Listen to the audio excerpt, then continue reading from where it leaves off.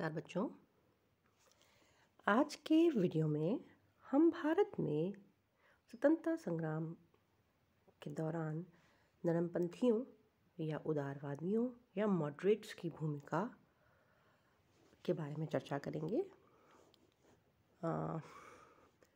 भारतीय राष्ट्रवाद के उदय के प्रथम चरण को उदारवाद का चरण कहा जाता है। 1885 में कांग्रेस की स्थापना होती है। 1885 से 1905 के पहले चरण के दौरान कांग्रेस के कार्यक्रम बहुत ही उदारवादी थे।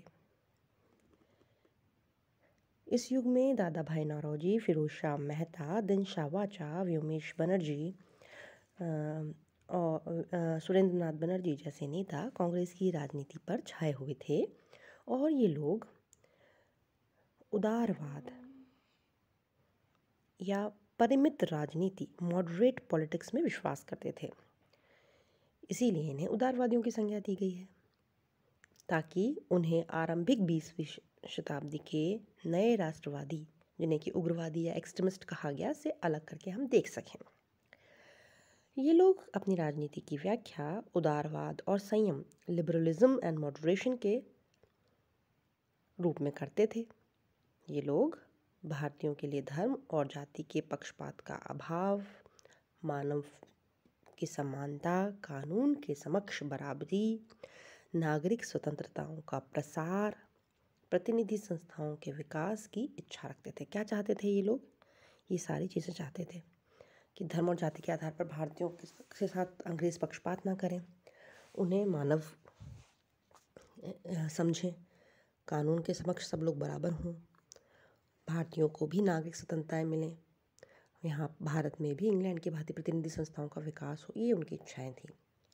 उनके जो तरीके थे, उनके विषय में महादेव गोविंद रानडे ने लिखा था, संयम का अर्थ यह है कि उस वस्तु की अथवा उन आदेशों की झूठी आशा ही मत करो जो मिलनी असंभव है, अपितु समीपतम वस्तु की ओर समझौते और न्याय संगत भावना से प्रेरित होकर दिन प्रतिदिन आगे बढ़ते रहो।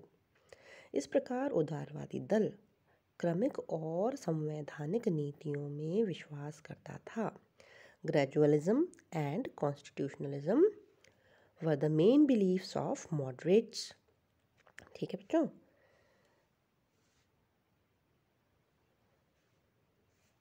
अब ये जो उदारवादी कांग्रेसी थे, उदारवादी राष्ट्रवादी थे, ये मध्यम वर्गीय बुद्धिजीवी थे, जिनमें वकील, डॉक्टर, इंजीनियर, पत्रकार और साहित्यिक व्यक्ति शामिल थे। इन मध्यम वर्गीय लोगों ने संवैधानिक तरीकों को अपनाया और संवैधानिक तरीका ही राष्ट्रीय संघर्ष का मुख्य ढंग इस काल में रहा। ये जो प्रतिनिधि थे कांग्रेस के, वे बड़े बड़े नगरों से आए थे और उनका जनसाधारण से कोई विशेष संपर्क नहीं था। एक बार फिरोज शाह मेहता ने खुद ही कहा था कि कांग्रेस की आवाज़ जनता की आवाज़ नहीं है, परंतु यह उनके साथ रहने वाले अन्य देशवासियों का कर्तव्य है कि वे इनकी भावनाओं को समझें और उन्हें व्यक्त करें और उनके उपचार का प्रयत्न करें।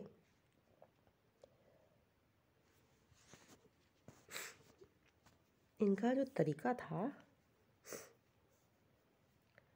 वो था 3 P's का। They believed in 3 P's: prayer, petition and protest. प्रार्थना, याचिका और विरोध की नीतियों का इन्होंने पालन किया।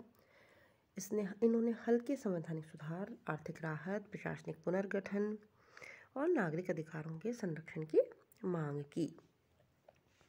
अब हम उदारवादियों के उद्देश्यों की बात करें, उनकी मांगों की बात करें, तो आप देखिए कांग्रेस के उदारवादी नेता अंग्रेजी इतिहास और संस्कृति से बहुत प्रभावित थे।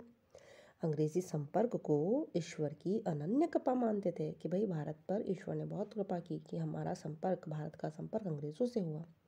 उन्हें पूर्ण विश्वास था कि अंग्रेजी शासन भारत के हित में है। अतः वे लोग अंग्रेजी सरकार को शत्रु नहीं अपना मित्र मानते थे और वे अंग्रेज़ों से ये आशा करते थे कि कालांतर में कुछ समय बाद अंग्रेज़ों ने धीरे धीरे अंग्रेज़ी परंपराओं के अनुसार स्वशासन करने योग्य बना देंगे। 1886 में दादा भाई नौरोजी ने कांग्रेस के अध्यक्ष पद से भाषण देते हुए अंग्रेजी राज्य के लाभों का सविस्तार वर्णन किया था। इसी तरह से आनंद बोस ने भी कांग्रेस अध्यक्ष के रूप में 1898 में ये घोषणा की कि शिक्षित वर्ग इंग्लैंड का शत्रु नहीं अपितु उसके सम्मुख बड़े कार्य में उसका प्राकृतिक और आवश्यक सहयोगी है। इसलिए ये लोग ये समझते थे उदारवादी कि भारत की उन्नति में बाधा अंग्रेजी उपनिवेशवादी नीति नहीं अपितु भारतीयों का सामाजिक और आर्थिक पिछड़ापन या प्रतिक्रियावादी एंग्लो इंडियन नौकरशाही थी।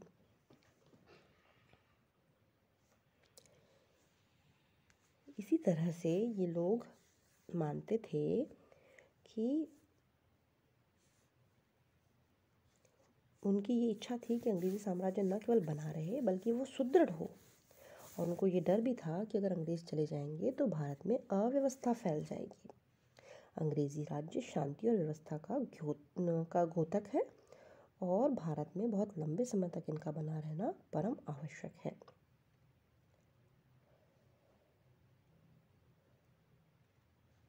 समकालीन उदारवादी कांग्रेसी विश्वास करते थे कि अंग्रेज न्यायप्रिय हैं और वे भारत के साथ भी न्याय करेंगे और जो भारत के साथ अन्याय हो रहा है वो इसलिए हो रहा है कि जो अंग्रेज नौकरशाहों जो हैं वो अन्याय करते हैं और उन्हें हमारी शिकायतों की पूरी जानकारी नहीं है। भारत को क्या परेशानियां हैं इस संदर्भ में महारानी को जानकारी ही नहीं है। इसीलिए इन लोगों ने इंग्लैंड में प्रचार की ओर विशेष ध्यान दिया।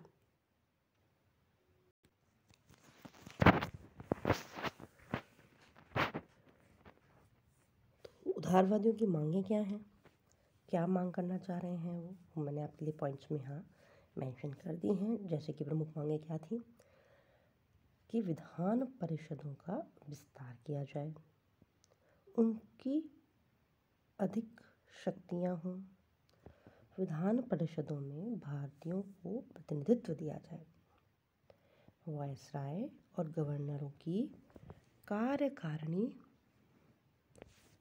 परिषदें हैं उनमें भारतीयों को प्रतिनिधित्व मिलना चाहिए। सिविल सर्विसेज में भारतीयों की अधिक भर्ती होनी चाहिए। इसके लिए क्या किया जाए, इसके लिए प्रमुख सुझाव इन लोगों का ये था कि परीक्षाएं भारत और इंग्लैंड में एक साथ करवाई जाए और न्यायपालिका से कार्यपालिका को अलग कर दिया जाए, क्योंकि ब्रिटेन में शक्ति पृथक्करण का सिद्धांत चलता था। वहाँ कार्यपालिका न्यायपालिका व्यवस्थापिका अलग अलग थी। तो ये पढ़े लिखे भारतीय लोग इंग्लैंड की राजनीतिक व्यवस्था को जानते थे और वैसी ही व्यवस्था की मांग यहाँ भी कर रहे थे। भू राजस्व में कमी की मांग करते थे ये लोग। 1892 के बाद नारा लगाया गया कि प्रतिनिधित्व नहीं तो कर नहीं। ये अमेरिका की स्वतंत्रता संग्राम का प्रमुख नारा था, है ना। और इसके अलावा सेना के खर्च में कमी की बात करते थे। नमक, कर और चीनी पर शुल्क को समाप्त करने की इनकी मांग थी। ICS परीक्षा की बात मैं आपसे कर ही चुकी हूँ। इसके अलावा भाषण और अभिव्यक्ति की स्वतंत्रता, संघ बनाने की स्वतंत्रता, भारत में आधुनिक पूंजीवादी उद्योगों के विकास और ब्रेन ऑफ वेल्थ, धन की निकासी, धन निष्कासन के अंत की मांग थी इनकी। 1878 के शस्त्र अधिनियम को निरस्त करवाना इनकी प्रमुख मांग थी और शिक्षा पर खर्च को बढ़ाना इनकी दूसरी प्रमुख मांग थी। अब मांग को पूरा करने के लिए इन मांगों को पूरा करवाने के लिए इन्होंने किन साधनों को अपनाया। सबसे पहली बात, ये प्रार्थना, याचिकाएं और विरोध, प्रेयर, पिटिशन एंड प्रोटेस्ट के साधनों में विश्वास करते थे। इसके अलावा क्योंकि इनको अंग्रेज़ों के न्यायप्रियता पर पूरा भरोसा था, इसलिए और वो मानते थे कि ये जो शिकायतें हैं भारतीयों को वो एंग्लो इंडियन नौकरशाही की वजह से है। ये लोग शिकायतें ब्रिटिश क्राउन तक, ब्रिटिश संसद तक पहुंचने ही नहीं देते। इसलिए इन लोगों ने इंग्लैंड में प्रचार की ओर विशेष ध्यान दिया। उन्होंने अपना पक्ष तैयार किया और उसे जनता के सम्मुख रखने का प्रयास किया। इंडियन नेशनल कांग्रेस की एक ब्रिटिश समिति लंदन में बनाई गई और इस कमेटी ने भारतीय मामलों से अंग्रेज़ों को अवगत कराने के उद्देश्य से इंडिया नामक एक साप्ताहिक पत्रिका निकाली। दादा भाई नौरोजी बार बार यही कहते थे कि अंग्रेज़ वास्तव में भारत का भला चाहते हैं और यदि हम कुछ ऊंची आवाज़ से अपनी बात कहें तो वह विफल नहीं जाएगी।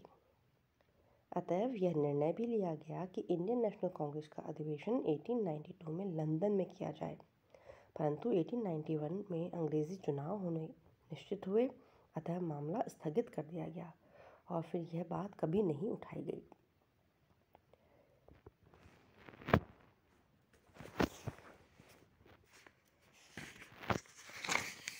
उदारवादियों ने अपनी मांगों को प्रस्तुत करने के लिए याचिकाओं, प्रस्तावों, बैठकों, पर्चों, ज्ञापन और प्रतिनिधिमंडल का इस्तेमाल किया। ये सारे साधन संवैधानिक साधन कहलाते हैं। ये राजनीतिक गतिविधियाँ केवल शिक्षित वर्ग तक सीमित रहीं, जनता के मध्य नहीं जा पाईं। इन उदारवादियों का जो प्रमुख उद्देश्य था वो राजनीतिक अधिकारों और स्वशासन को प्राप्त करना था।